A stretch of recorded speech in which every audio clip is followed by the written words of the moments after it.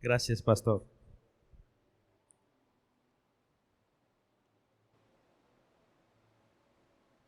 Sin duda, estoy sorprendido por varias cosas.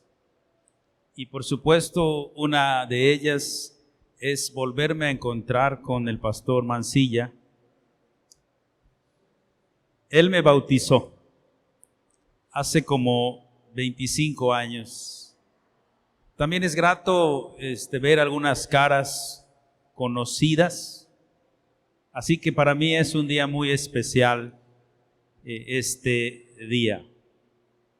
Pero también es especial porque estoy sorprendido que, por ejemplo, aquí en esta iglesia se continúa con el protocolo COVID, ¿verdad? Bueno, al menos eso veo con las sillas, ¿verdad?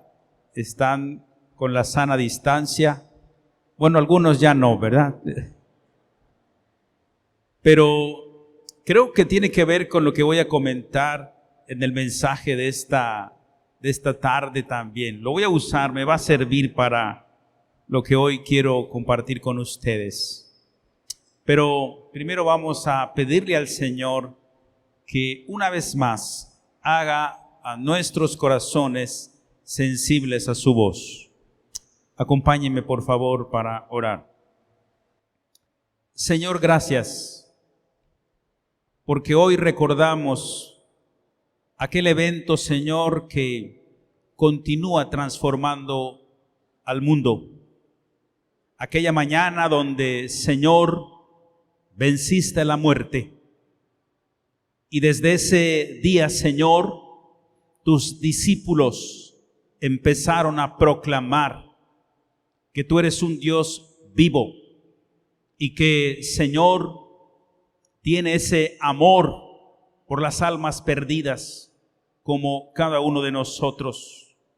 Así que rogamos que en esta tarde tu palabra, que es santa, es verdad, nos enseñe. Señor, haz sensible a nuestros corazones a tu voz. Te lo suplicamos en el nombre de Jesús. Amén. Y decía yo hace un momento que estoy sorprendido. Y precisamente creo que muy a menudo somos olvidadizos. ¿A qué me refiero? Porque después de casi ya más de 4 años de haber enfrentado una pandemia mundial, el mundo entero ya no parece estar asustado como aquellos días. En aquel entonces, usted y yo recordaremos que el mundo se encontraba en incertidumbre y muy asustado. Muy asustado. No hubo gobierno que no se encontrara en preocupación por la situación que estaba enfrentando el mundo entero. Ahora, ¿sabía usted que la iglesia de Jesucristo empezó con un grupo de hombres asustados en la habitación de un segundo piso en Jerusalén? Repito, ¿sabía usted que la iglesia de Jesucristo empezó con un grupo de hombres asustados en la habitación de un segundo piso en Jerusalén? El pasaje antes mencionado hace evidencia de ello. Aunque habían recibido entrenamiento y enseñanza, en este momento los discípulos no sabían qué paso dar. Aunque habían caminado con Jesús durante 3 años, ahora los podemos encontrar sentados y muy asustados. A estas alturas, su mayor acto de valentía quizás era levantarse para asegurar bien las puertas. tenían miedo, estaban muy asustados. Y si nosotros nos adentramos en esa escena, pudiéramos nosotros imaginar que algunos observaban el piso, otros quizás las ventanas y quizás otros observaban las paredes.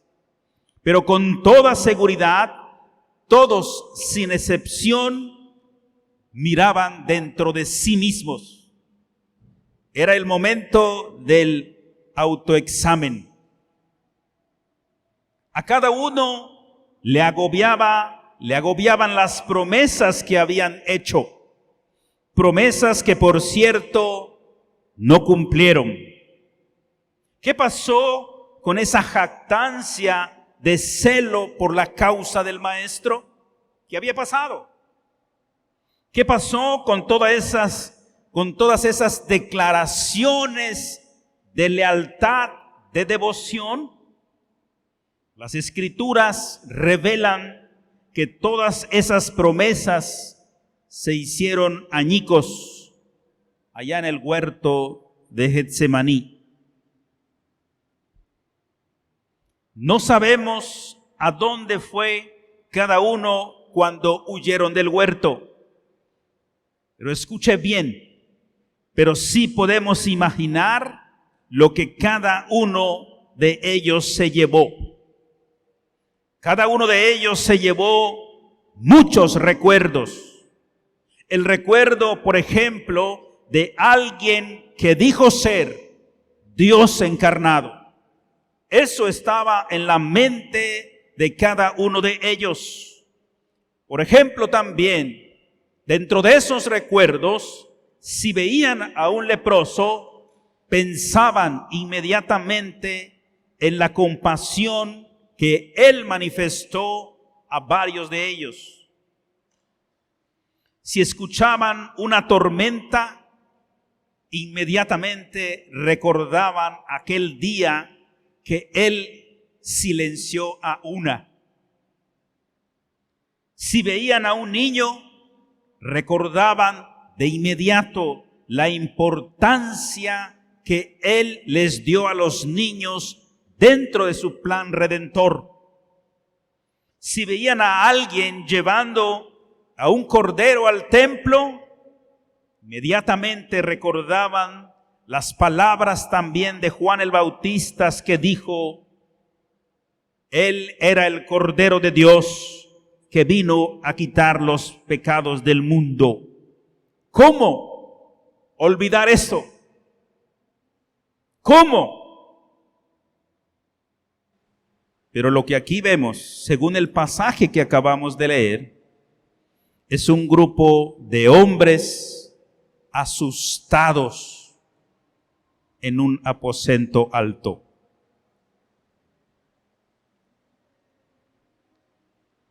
Ahora bien, ¿no les parece que las cosas no han cambiado mucho en 2000 años?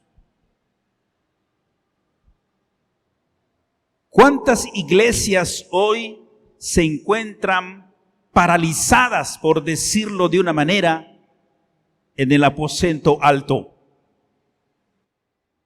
¿A cuántas iglesias les falta hoy la pasión suficiente para proclamar que Jesucristo vive?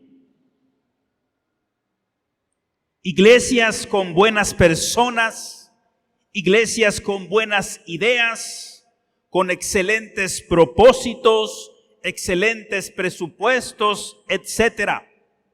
Pero mientras todo esto sucede, la puerta sigue cerrada, y no precisamente por una pandemia mundial. Y en realidad no le damos la espalda a Cristo, pero tampoco nos volvemos hacia Él. Sabemos que deberíamos hacer algo, pero no sabemos con seguridad qué debemos de hacer. Sabemos que debemos congregarnos pero muchas veces no sabemos para qué. Parecemos embajadores confundidos detrás de puertas cerradas con candado.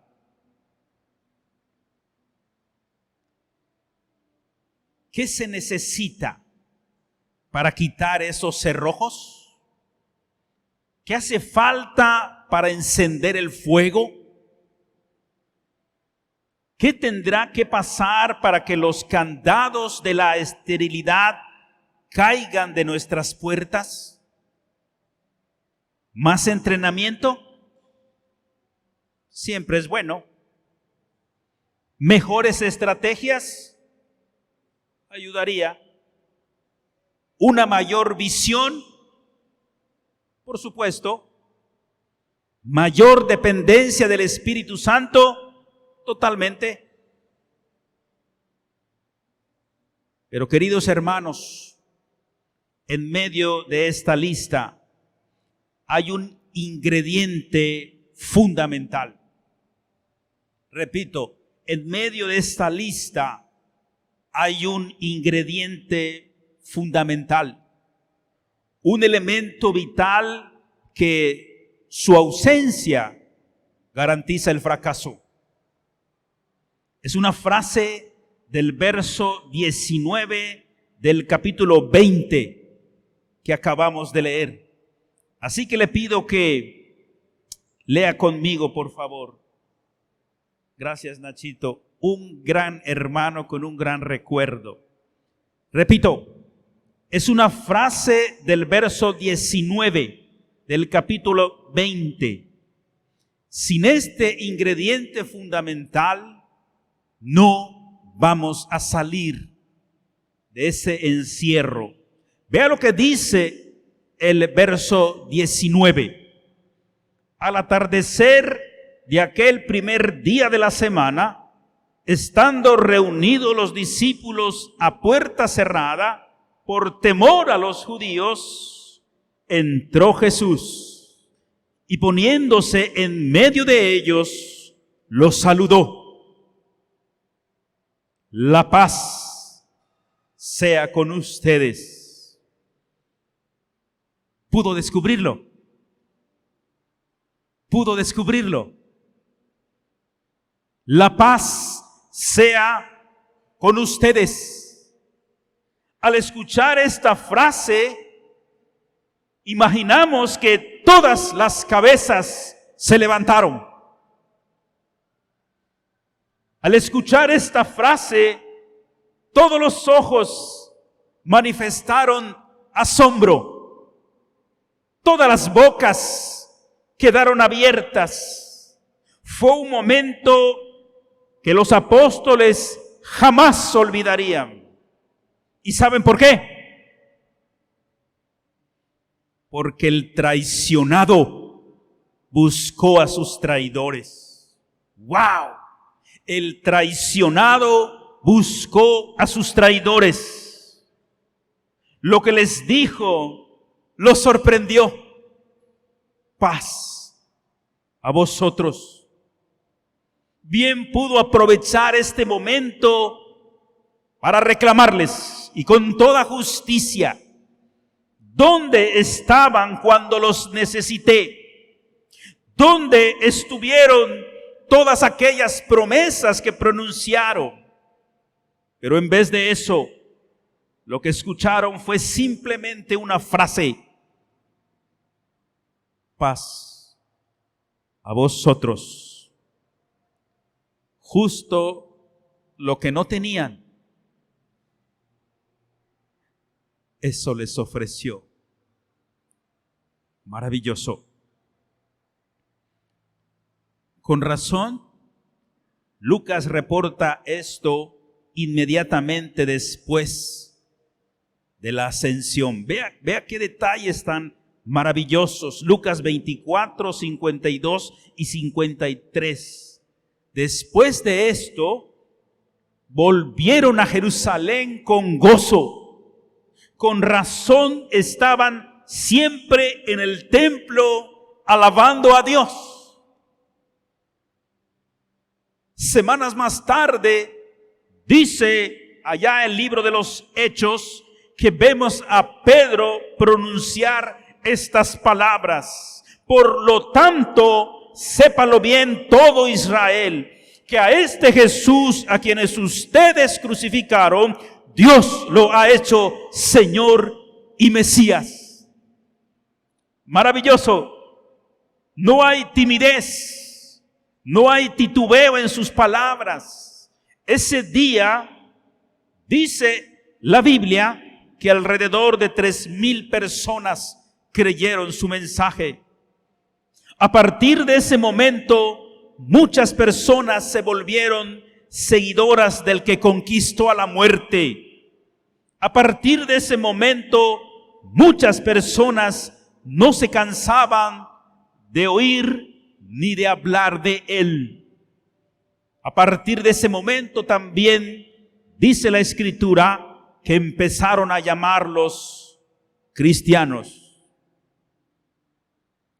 Cristo era su modelo. Cristo era su mensaje. A partir de ese momento, como dice el apóstol Pablo, predicaron a Jesucristo y a este crucificado. Y lo predicaban no porque les faltara otro tema, sino porque no podían agotar este. ¿Qué suceso abrió los cerrojos de los corazones de los apóstoles? Simplemente vieron a Jesús. Y lo que encendió la llama de los apóstoles fue la convicción ardiente de que aquel que debió haberlos enviado al infierno no lo hizo. Les administró su gracia.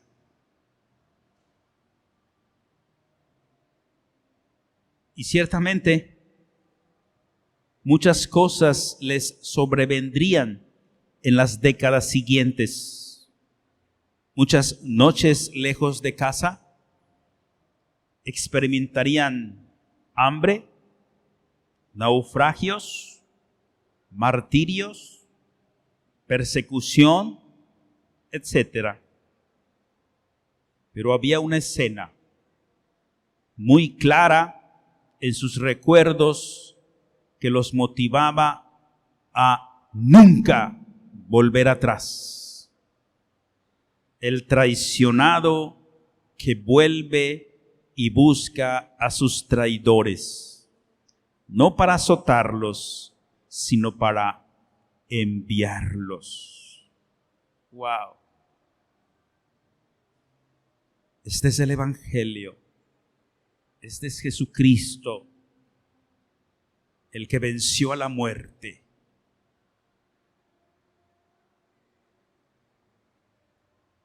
Quiero pedirte que pienses por un momento en tu primer encuentro con Cristo. ¿Lo recuerdas? ¿Recuerdas ese día?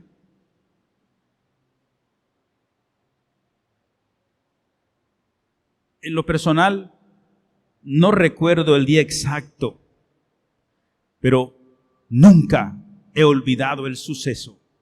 Nunca. Fue en la iglesia Puerta del Cielo y el predicador fue el gran evangelista hoy en la presencia de Dios, el pastor Juan Isaías. ¿Cómo olvidar eso? Recuerdo bien que al final del mensaje nos pasó al frente y juntos cantamos un himno de su autoría. Te vengo a decir, te vengo a decir. Y usted conoce ese hermoso canto. Juan M. Isaías. Ese día entendí claramente que no podía salvarme a mí mismo. Entendí que necesitaba a un Salvador. Ese día comprendí que yo estaba perdido y que necesitaba a un Redentor. Y desde ese día mi vida no fue la misma. Por eso le animo. Necesitamos recordar este evento más a menudo, porque muy a menudo se nos olvida. En otras palabras, lo que estoy tratando de decir es que si no estamos enseñando a las personas cómo ser salvas, tal vez sea porque hemos olvidado el significado de estar perdido. Si no estamos enseñando el mensaje del perdón, tal vez sea porque hemos olvidado el significado de ser culpable.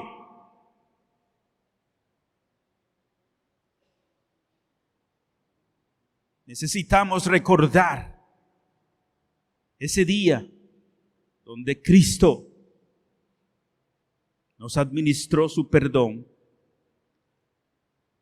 porque cuando lleguen los tiempos difíciles, como cuando enfrentamos una pandemia mundial u otra circunstancia, recordemos a Jesús. Cuando la gente no escuche, recordemos a Jesús. Cuando haya lágrimas, recordemos a Jesús. Cuando venga la desilusión, recordemos a Jesús. Cuando el temor acampe frente a nuestra casa, recordemos a Jesús. Y cuando la muerte se aproxime, cuando la ira nos invada, cuando la vergüenza nos pese, recordemos a Jesús. Recordemos a la santidad vestida de humanidad. Recordemos al descendiente de David que derrotó al infierno con su muerte.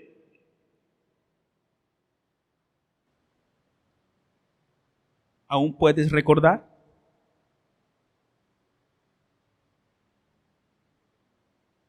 ¿Aún sigues enamorado de Él?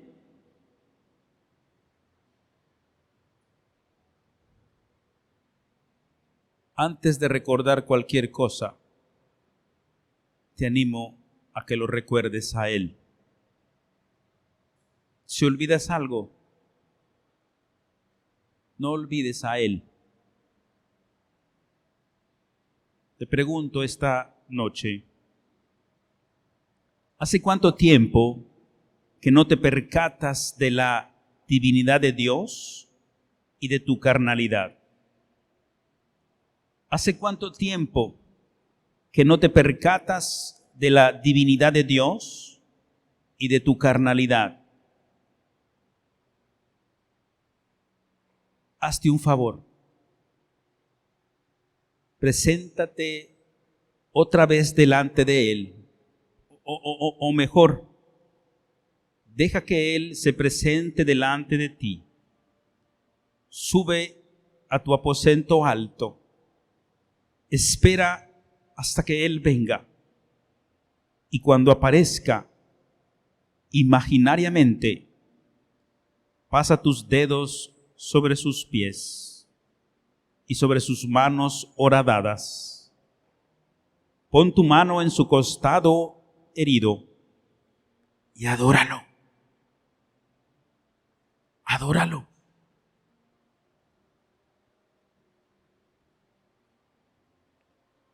Un hombre nunca puede ser el mismo después de ver al mismo tiempo su absoluta desesperación y la gracia inquebrantable de Cristo.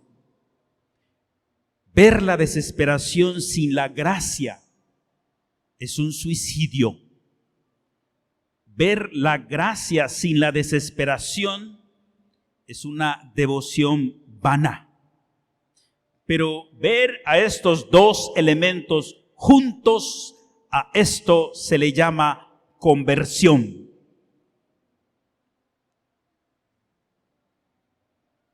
Así que en medio de la desilusión que a veces como sus hijos le causamos, siendo indiferentes, siendo malagradecidos, siendo insensibles a las necesidades de los más desprotegidos, encontremos confort en las mismas palabras que los discípulos escucharon aquella tarde en el aposento alto. Paz a vosotros. Él es el Dios de las segundas oportunidades. Él es el Dios de la abundante gracia. Él es el Dios de promesas vigentes. Queridos hermanos, que lo que nos asuste hoy y todos los días de nuestra vida sea el quedarnos paralizados sin decirle al mundo que en Jesucristo encontramos paz. Paz para enfrentar las adversidades de la vida. Paz para enfrentar el dolor. Paz también para enfrentar incluso la muerte. Él es el Cristo que vive. Amén. La paz sea con todos vosotros. Dios bendiga su palabra y la confirme en vuestros corazones.